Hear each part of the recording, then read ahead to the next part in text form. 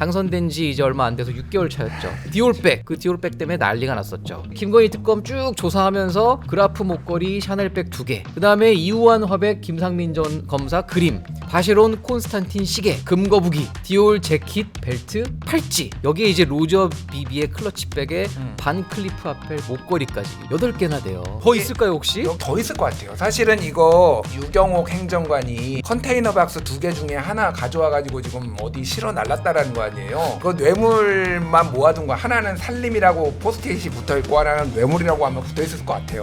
아 뇌물. 뇌물 컨테이너 박스. 표현이 좀 너무 노골적인데 과연 그렇게 붙여놨을까요?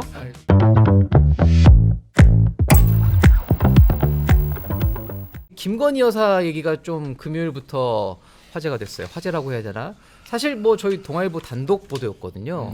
김기현 의원 부인 전당대회 끝난 뒤에 100만 원대 지금 사진에 보이는 저 로저 비비의 클러치백. 지금 저 사진들은 사실 저게 왼쪽 게 아마 23년 G20 그리고 오른쪽 2022년 11월 G20이고 저 오른쪽 거는 2023년 1월 행사 때 들었는데 저 비슷한 가방이 몇 개가 있대요.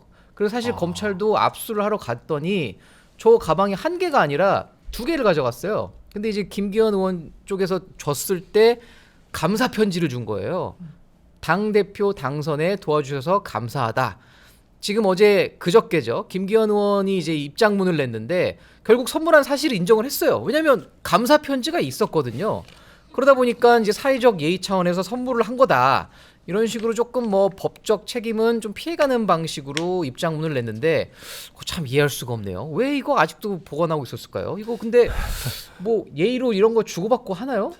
근데 이해할 수 없는 일들이 정말 많죠. 너무 저는 많죠. 이배용 그 국가교육위원장으로부터 받았던 금거북이요. 금거북이와 관련해서도 이배용 씨가 줬다는 것을 여전히 갖고 있다는 거 이해할 수가 없어요. 네. 이해할 수 있는 일들이 너무 많기 때문에 이해하지 않으려고 합니다. 그러나 이 부분과 관련해서는 뭐 김건희 여사가 왜 이렇게 많은 선물들을 받았을까라는 식으로 굉장히 아쉽고 뭐 그런 부분이 많아요. 근데 김기현 의원의 부인이 김건희 여사에게 선물을 했다. 이게 뭐 100만 원 상당의 클러치백이다. 그 종종 보면 당 대표의 부인 또 현역 의원 간의 부인 아니면 당협위원장 부인들끼리 교유 모임을 갖습니다. 네, 이건 뭐 있죠. 국민의뿐만 아니라 정치권에서 민주당에서도 뭐, 예. 자주 있는 일이에요. 그래서 네. 김혜경 여사 같은 경우에도 당시에 현역 의원들 그때 대통령 그 후보 선거를 앞두고 건가요? 점력 먹으면서 그 가격을 누가 냈는지 이 부분과 관련해서 그 법인카드 유용 문제가 있었잖아요.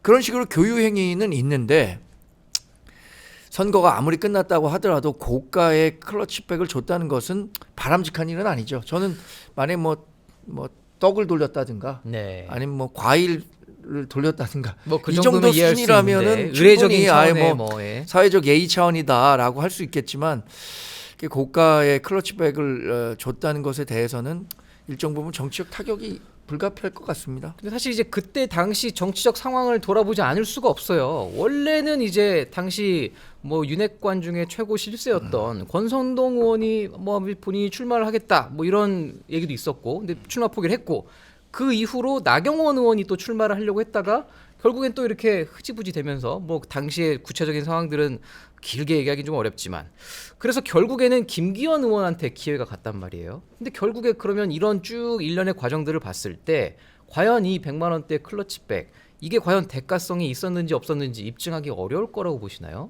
아니 당대표 선거 도와줘서 고맙다고 편지까지 있다면서요. 편지가 있었죠. 편지가. 이거를 어떻게 무슨 교유행위 이런 걸로 할 수가 있겠습니까? 말씀하셨다시피 원래 이제 권성동 의원이 나오려고 했는데 그 전에 원내대표 뭐 직무대행 하다가 이제 워낙 맞아요. 잡음이 많아가지고 이제 안 나오는 걸로 본인이 접고 그 다음에 막 다 달려들었거든요. 그 다음에 네. 근데 생각해 보시면은 안철수 의원 나왔을 때 이제 정무수석이 나와가지고 아무 말도 하지 않으면 아무 일도 생기지 않는다 그래서 찍어 누르고 네. 나경원 나왔을 때 초선들 연판장 돌려가지고 찍어 누르고 네. 오죽하면 초선은 가만히 있어 최근에 뭐 법사위에서 초선이라면 학을 때니까 초선은 가만히 있어 이렇게 하고 원래 김기현 처음에 여론조사 했을 때 1% 2%였어요. 원래 인지도가 그렇게 높은 편은 아니시죠. 1% 2% 했는데 정말 온 우주의 힘을 모아가지고 김기현을 다 여기저기서 다 쳐내고 찍어내고 그러면서 그렇게 됐거든요. 뭐 이게 이제 당무개입 논란도 있었고 참 당이 자율성을 잃는 불행한 저희 시초라고 봅니다.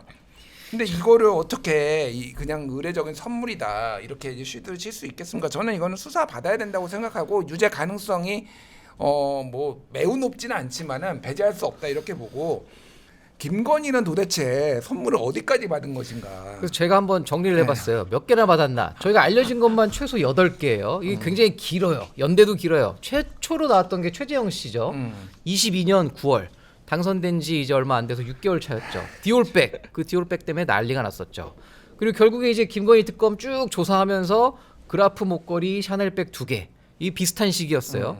그 다음에 이우환 화백, 김상민 전 검사 그림, 바쉐론 콘스탄틴 시계, 금거북이, 디올 재킷, 벨트, 팔찌.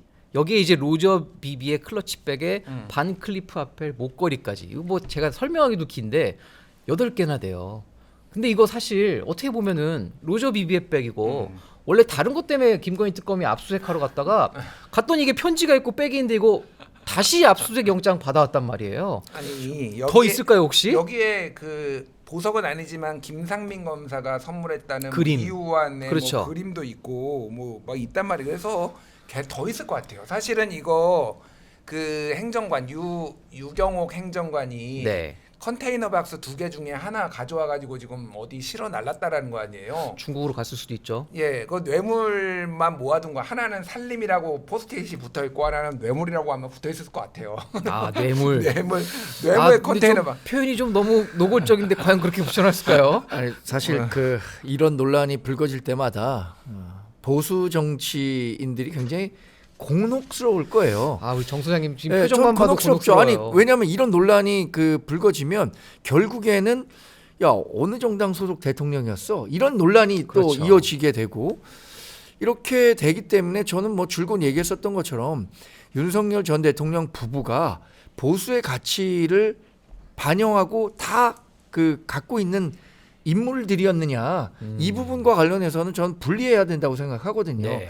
이미 12월 3일에 불법 계엄과 4월 4일에 있었던 탄핵에 따라서 그리고 5월 초인가 윤석열 전 대통령이 우리 당을 탈당했죠. 탈당했는데 네. 전 적극적으로 윤석열 전 대통령과 김건희 여사와는 이제 국민의힘이 분리 작업을 해야 될 필요가 있다고 생각해요. 그렇죠. 이거는 상식 있는 국민이라면 누구나 다 하는 얘기입니다. 그런데 여전히 아직도 그 감정적인 문제로 해서 그 거기서 빠져나오지 못하는 사람들이 네. 있는데 저는 이게 시간의 문제이지 언젠가는 감정의 영역을 넘어서 이성의 영역이 작동하게 될 거다. 지금 저는 그 과정에 있다고 봐요. 그리고 그 마지막은 아마 뭐 윤석열 전 대통령에 대한 1심 판결 정도 그렇죠. 내년 초에 뭐 나올 것 같죠. 나오지 않을까 하는데 그러면 그때부터는 좀 더 가속화될 거라고 보고요. 아까 그 김기현 의원의 부인이 부인 김건희 선물. 여사에게 선물을 준 것에 대해서 법적 책임까지 저는 그 사인 간에 있었던 일에 대해서 누구도 이제 공적인 자리에 있던 사람은 아니란 말이에요. 그래서 그게 법적 처벌까지는 갈 수는 없다고 보는데 정치적으로는 조금 뭐 타격이 타격이 있을 수 되겠죠. 있죠. 예. 정성호 법무부 장관 원래 10시 30분쯤에 도어 스태핑 하기로 했는데 좀 궁금해하실 것 같아요. 물론 아직 지금 구체적인 워딩을 저희가 받지 못했는데 아마 주요 지금 워딩을 저희가 좀 받아봤어요. 근데 이게 요지가 뭐냐면 자 대장동은 성공한 수사와 재판이다. 물론 이제 국민 여러분께 심력 끼쳐 송구하다 이런 당연한 이제 사과부터 시작을 했죠. 그러면서 이런 얘기를 했어요. 대장동이 성공한 수사와 재판이었다. 그러면서 가장 중요한 부분이 이거죠. 본인이 관여를 했냐 안 했냐 이렇게 얘기했어요. 항소 여부 신중하게 판단하라. 유동규는 7년 나왔는데 8년 나왔다. 예상보다 많은 형량인데 이 형량이 우리가 이게 제대로 구형한 게 맞는지 좀 의심스럽다. 그러면서 이제 구형에는 뭐 크게 문제가 없었다고 봤는데 이 얘기를 했다고 해요. 남욱 씨가 수사검사가 배를 가른다, 뭐 장기를 꺼낸다, 가족 사진까지 보여주면서 협박했다. 그러면서 이게 오히려 사건이 나중에 쭉 진행되면 문제가 되지 않겠느냐. 그러면서 이제 이렇게 얘기했어요. 결론적으로는 본인이 항소 시한의 마지막 날이었던 7일 금요일 구체적으로 지시하지 않았다. 본인은 그때 이제 국회 법사위 뭐 예결위 왔다 갔다 하시느라 좀 바쁘셨다고 해요. 그래서 원론적인 얘기. 여러 가지 고려해서 신중하게 판단하라고 했다. 뭐 그러니까 책임이 아예 없는 거죠. 와, 그러면서 이게 또 중요한 얘기를 하나 한 게 이겁니다. 이 대장동 사건이랑 이재명 대통령이 무슨 관계가 있냐. 대통령을 고려했다면 내가 다른 의견을 냈을 거다. 그러니까 쉽게 얘기해서 나는 시킨 적 없다. 신중하게 고려하라고 했다. 그리고 이 사건 이재명 대통령과 관계없는 사건이다. 혹시 뭐 두 분 이 정성호 장관 말씀 듣고 뭐 어떻게 좀 어떤 의견이 좀 나올까요? 지금 이 얘기는 충분히 예상 가능한 수준의 답변이었다고 생각합니다. 네. 본인이 개입했다고 하는 순간 직권남용죄가 그렇죠. 성립되게 되거든요. 네. 이 부분과 관련해서 나는 알아서 잘하라. 원론적인 입장 이렇게 했다는 건데 그런데 지금 노만석 검찰총장 대행은 다른 이야기를 하고 있는 거잖아요. 그렇죠. 법무부와 협의했다. 법무부의 의견을 듣고 결정했다라고 했기 때문에 오늘 노만석 검찰총장 대행이 다음에 얘기하겠다라고 했어요. 즉답을 피했어요. 네. 저는 이 10시 30분에 예정된 정성호 법무장관이 무슨 얘기를 얘기하는지 좀 들어보고 내가 이야기하겠다라고 했다고 생각되는데 지금 그동안 보여왔던 스타일만 놓고 본다면 노만석 검찰총장 대행이 본인이 총대를 매는 식으로 네. 이거를 마무리하려고 하겠죠. 근데 그 총대를 메고 어떤 얘기를 한다고 하더라도 그것을 국민이 고지곧대로 듣겠느냐 그건 별개의 문제죠. 네. 자, 우리 김평론가님, 이 정성호 장관 이재명 대통령과 대장동 사건이 무슨 관계가 있냐 이런 얘기까지도 했어요. 그러니까 납득이 안 되고요. 제가 네. 아까 전에 무슨 관계가 있는지는 이제 충분히 설명을 드렸잖아요. 그러니까 특경가법상 배임이냐 아니면은 업무상 배임이냐에 따라서 물론 그게 이제 무죄가 지금 뭐 이거를 항소를 안 한다고 해서 대통령의 무죄가 확정된 건 아니지만은 뭐 여러모로 잘 이해가 안 된다. 그러니까 항소를 안 해가지고 얻는 이득이 뭔지를 모르겠어요. 그러니까 네. 그거를 설명을 들어야 되는데 그게 이제 이해가 안 되고 뭐 신중하게 판단하나 일단 여러모로 저는 검찰은 참 문제구나 이 생각이 들어요. 그러니까 검찰 뭐 개혁이 필요한 이유가 이거다. 남욱이 뭐 배를 가르는 거 이거를 예를 뭐 검사가 예를 들었는데 그거는 그거대로 조사하면 되고 항소를 왜 그거랑 항소 포기를 연결시키는지 잘 이해가 안 돼요. 항소는 항소대로 하고 그거는 감찰을 하든 수사를 하든 그거대로 해가지고 하면 되는 거잖아요. 왜 그렇죠. 두 개를 등치시키는지 이해가 안 되고 사실 또 이 얘기도 했어요. 사실 이 법리적인 것들 어떻게 보면은 이게 일반 국민들 입장에서는 뭐 아유 뭐 나랑 무슨 상관이야 이렇게 생각할 수 있단 말이에요. 근데 7천억 이 얘기를 하는 순간 다들 야 저거를 저렇게 범죄자들한테 몇천억씩 가져갈 수 있게 해주는 게 맞는 거야? 이게 맞아? 이거란 말이에요. 근데 정성호 장관 이렇게 얘기했어요. 7천억 우리 못 받는 거 아니다. 민사소송 내면 받을 수 있다. 이거 뭐 실제로 가능할지는 모르겠어요. 아니, 그러니까 민사소송은 할 수 있어요. 형사소송에 이제 결과가 나오면은.